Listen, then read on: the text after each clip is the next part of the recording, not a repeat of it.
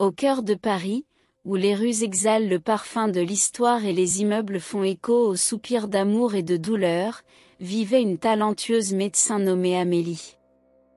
Ses journées étaient consacrées à la noble mission de guérir les malades à l'hôpital Sainte-Marie, où chaque battement du cœur de ses patients résonnait comme un rappel de leur propre fragilité. Cependant, derrière la façade de sérénité dont elle fait preuve dans son travail, la vie personnelle d'Amélie était un tourbillon d'émotions et de défis, où les marées de passion et de tragédie rivalisaient avec la recherche constante de stabilité et de bonheur. Le mariage d'Amélie et Pierre semblait être l'incarnation du conte de fées moderne. Lui, le charmant cadre d'une entreprise prospère, et elle, la médecin dévouée qui a sauvé des vies grâce à ses compétences et sa compassion. Ensemble, ils formaient un couple admiré de la société parisienne, à la vie apparemment parfaite. Pourtant, derrière les portes closes de son élégante demeure, les fondements de ce conte de fées commençaient à s'effondrer. Pierre, séduit par les charmes de Claire, a trouvé chez la jeune femme une tentante évasion des défis et des responsabilités du mariage. La trahison se déroule en secret, comme une ombre grandissante qui s'abat sur la vie d'Amélie. La découverte de la trahison a été pour Amélie un coup dévastateur, une blessure qui lui a déchiré l'âme et l'a laissée désorientée. La trahison n'était pas seulement émotionnelle, c'est aussi financier, puisque Pierre transfère tous les biens du couple au nom de Claire, laissant Amélie dépouillée de tout ce qu'ils avaient construit ensemble. Au milieu de la tempête d'émotions qui la consume, Amélie trouve refuge dans son travail à l'hôpital Sainte-Marie. Là, dans les salles où la vie et la mort dansaient une danse éternelle, elle cherchait une évasion momentanée de la douleur qui la hantait. La médecine est devenue non seulement sa profession mais aussi son point d'ancrage, la seule constante au milieu du chaos dans lequel sa vie était devenue. En ce matin ensoleillé de printemps, alors que les rayons du soleil filtrent à travers les fenêtres de l'hôpital Sainte-Marie, Amélie est convoquée pour une intervention chirurgicale urgente qui va changer le cours de sa vie. Il s'agissait d'un cas délicat, une femme grièvement blessée dans un accident de voiture. Alors qu'elle approchait de la salle d'opération, un sentiment de malaise l'envahit, un pressentiment silencieux que quelque chose d'extraordinaire était sur le point de se produire. En franchissant le seuil de la pièce, le monde d'Amélie sembla se figer un instant. Son cœur s'arrêta presque lorsqu'il reconnut sur la table d'opération le visage pâle et angoissé de la patiente. C'était Claire, la femme dont la trahison avait ruiné sa vie. Malgré le tourbillon d'émotions qui menaçait de la consumer, Amélie a érigé un mur impénétrable autour de son esprit, séparant ses sentiments personnels de son devoir professionnel.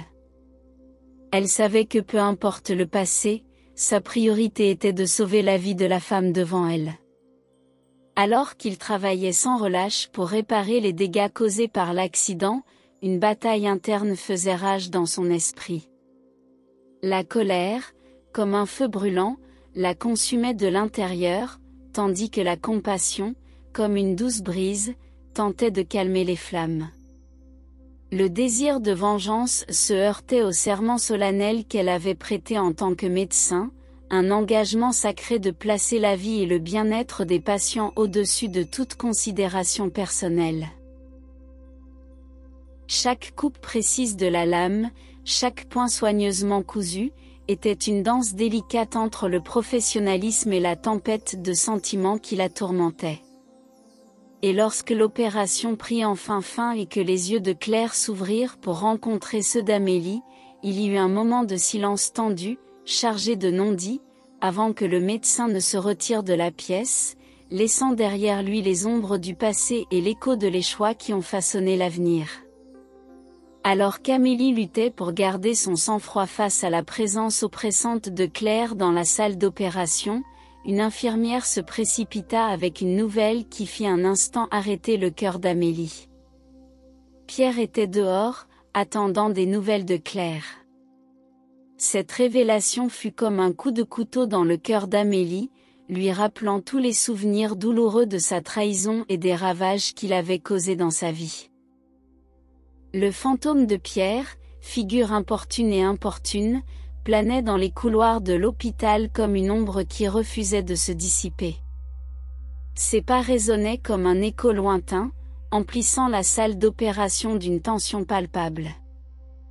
Alors qu'Amélie se concentrait sur son travail, chaque respiration était un rappel douloureux d'un passé qu'elle voulait oublier. Au fur et à mesure que l'opération avançait, Pierre tentait de s'excuser, implorant le pardon d'Amélie et tentant de justifier ses actes. Ses paroles tombèrent comme des pierres dans un lac immobile, créant des vagues de ressentiment et de douleur. Mais Amélie tenait bon, les yeux fixés sur le travail qui l'attendait, les pensées fixées sur la mission urgente de sauver la vie de celle qui l'avait trahi.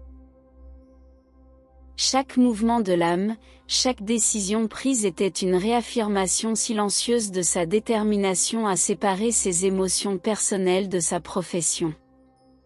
Alors que le tumulte des sentiments faisait rage dans sa poitrine, elle s'accrochait à la seule certitude qui lui restait, son engagement envers le serment qu'elle avait prêté en tant que médecin, de placer la vie et le bien-être de ses patients au-dessus de toute considération personnelle. C'est ainsi qu'elle a continué à opérer, guidée non pas par un désir de vengeance, mais plutôt par la conviction que, même dans les moments les plus sombres, le devoir professionnel et la compassion humaine doivent prévaloir. Les heures s'éternisaient alors qu'Amélie opérait avec adresse et détermination, poussée par l'urgence de sauver la vie de Claire. Chaque instant semblait être une éternité, chaque tic-tac de l'horloge résonnait comme un rappel implacable du temps qui passait. Mais finalement, l'opération a pris fin et Claire a survécu, témoignage de l'expertise et du dévouement d'Amélie. Lorsqu'Amélie sort de la salle d'opération, les épaules lourdes du poids du travail et des émotions tumultueuses, elle est accueillie par la silhouette anxieuse de Pierre. Ses yeux reflétaient un mélange de soulagement et de remords, mais Amélie n'avait pas de mots pour lui. Le silence entre eux était chargé de sens, une barrière invisible qui séparait leur monde. Au lieu de se laisser entraîner dans un passé douloureux, Amélie a choisi d'aller de l'avant, de laisser derrière elle les ombres de ce qui était et d'embrasser l'inconnu avec courage et détermination. Dans les jours qui ont suivi, il a trouvé du réconfort dans la chaleureuse amitié de ses collègues et dans le soutien indéfectible de sa famille. Et même si les cicatrices émotionnelles lui brûlaient encore le cœur, elle a découvert une nouvelle force en elle, une force qui l'a poussée à aller de l'avant, débarrassée du ressentiment, mais avec un espoir renouvelé pour des jours meilleurs à venir. Alors que le soleil se couche sur les toits de Paris, Amélie se retrouve dans un café tranquille au bord de la Seine. Tout en sirotant un café aromatique, elle réfléchissait aux événements tumultueux des derniers jours. C'est alors qu'une silhouette familière s'approcha de leur table. C'était Claire, toujours pâle et fragile, mais avec une lueur de regret dans les yeux. Elle s'assit prudemment en face d'Amélie, rassemblant le courage de parler. « Amélie, je sais qu'il n'y a pas de mots qui peuvent défaire ce que je t'ai fait, » commença Claire, la voix étranglée par l'émotion. « Mais je veux que tu saches que je suis profondément désolée pour tout. J'étais perdue, aveuglée par la passion et l'égoïsme. Et maintenant, en regardant en arrière, je vois à quel point je t'ai blessée. S'il te plaît, accepte mes excuses. » Amélie regardait Claire avec un mélange de surprise et de méfiance. Pendant des années, elle a porté la blessure de la trahison, mais maintenant, face à la femme qui l'avait blessée, quelque chose en elle a commencé à changer. Une compassion inattendue surgit dans son cœur, adoucissant les arêtes vives de sa douleur. « Je ne sais pas si je peux lui pardonner complètement, Claire, » dit sincèrement Amélie. Mais je suis prêt à essayer. Parce que j'ai réalisé que la haine ne nous retient que dans le passé, et je veux aller de l'avant. Les paroles d'Amélie semblaient allumer une étincelle d'espoir dans les yeux de Claire. Elle tendit timidement la main vers Amélie, cherchant un geste de réconciliation. Tandis que les deux femmes se regardaient, une ombre s'approcha de la table.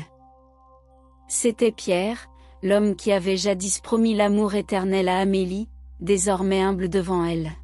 « Amélie, s'il te plaît, pardonne-moi, » supplia Pierre, la voix remplie de remords. « Je sais que je ne mérite pas votre pitié après ce que j'ai fait. Mais j'étais aveugle, incapable de voir ce qui comptait vraiment dans la vie. Maintenant, je vois clairement, et tout ce que je veux, c'est une chance d'arranger les choses. » Amélie regardait Pierre, le cœur déchiré entre la douleur du passé et la possibilité d'un avenir différent. Elle inspira profondément, sentant le poids de la décision sur ses épaules. « Je ne sais pas si je pourrai un jour te faire à nouveau confiance, Pierre, dit-elle honnêtement. Mais je suis prêt à essayer, si tu es vraiment déterminé à changer. » Un sentiment de soulagement s'est répandu autour de la table alors que les trois partageaient un moment de compréhension mutuelle. Dans les heures qui ont suivi, ils ont parlé des erreurs passées et des espoirs pour l'avenir. Et alors que la nuit tombait sur la ville, Amélie réalisa que, malgré toutes les difficultés auxquelles elle faisait face, elle avait trouvé quelque chose de précieux, la capacité de pardonner et d'avancer.